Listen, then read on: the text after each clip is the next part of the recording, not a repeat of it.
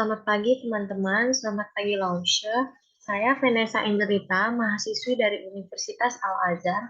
Hari ini ingin mempresentasikan tentang biografi seorang penulis novel terkenal bernama Wu Cheng-en. Next, sekitar tahun 1500, pada masa dinasti Ming, Wu Cheng-en lahir di Huai'an, Jiangsu pada 1505 bulan 12 tanggal 30.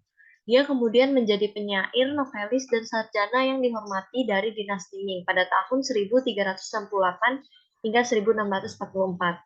Wu Cheng'an wafat pada tahun 1581 bulan 12 tanggal 30 saat berumur 76 tahun.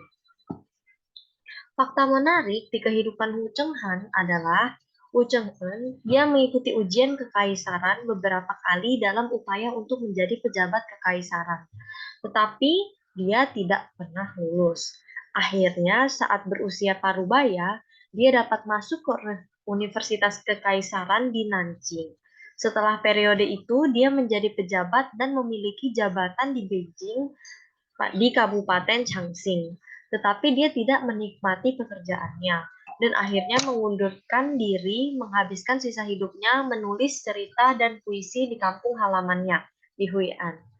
Selama waktu ini, ia menjadi penulis, dia menghasilkan puisi dan prosa, juga dia berteman dengan beberapa penulis terkenal, tetapi Wu ini adalah seseorang yang tetap miskin sepanjang hidupnya dan tidak memiliki anak. Dia juga tidak puas dengan politik saat masa itu karena korupsi yang banyak.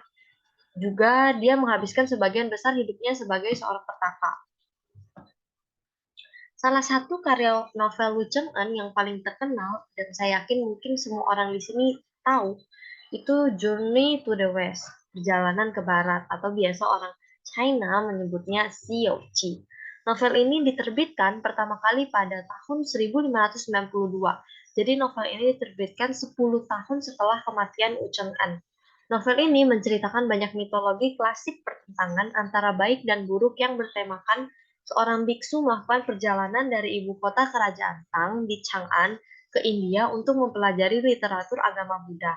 Dikisahkan biksu suci selalu menolak berbagai godaan berupa rayuan wanita, harta, maupun makanan dan minuman daging karena bertentangan dengan harkatnya sebagai seorang biksu. Jadi biksu suci ini adalah tokoh yang sangat lurus pada jalannya.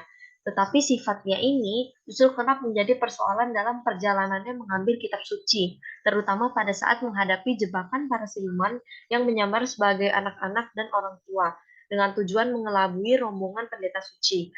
Para siluman itu menganggap pendeta suci sebagai manusia suci, dan jika mereka berhasil menyantap dagingnya, maka akan mencapai hidup abadi. Tokoh lainnya, rombongan pendeta suci ini terdapat Sun Wokong yang biasa kita kenal keras sakti, lalu ada Chu Pace, sang babi, lalu ada Shao Qing, dia pendeta pasir, lalu ada naga putih yang menjelma menjadi kuda putih. Mereka menjadi rekan rombongan pendeta suci yang saling melengkapi dan berjuang bersama hingga mencapai tujuannya. Novel ini berakhir dengan 88 bab. Selanjutnya, berikut adalah buku-buku hasil karya Wu Cheng-an. Ada Journey to the West yang tadi perjalanan ke barat, ada tentang Monkey, lalu ada Monkey Folk Novel of China, ada Chinese Classical Literature Reading Series, lalu ada Dear Monkey, ada lagi Race Natch Western. Next. Di China terdapat museum untuk mengenang Wu Cheng-an. Terletak di kota Heisha nomor 12, di kota Huai'an, kampung halaman Wu Cheng-an sendiri di provinsi Jiangsu. Berikut terlampir foto-foto di rumah untuk mengenang Wu Cheng-an ini. Terdapat patung Wu Cheng-an di sini. Sini lebih jelas lagi. Oke. Sekian dan terima kasih perhatiannya. Saya sampaikan, mohon maaf bila masih terdapat banyak salah-salah kata. Terima kasih.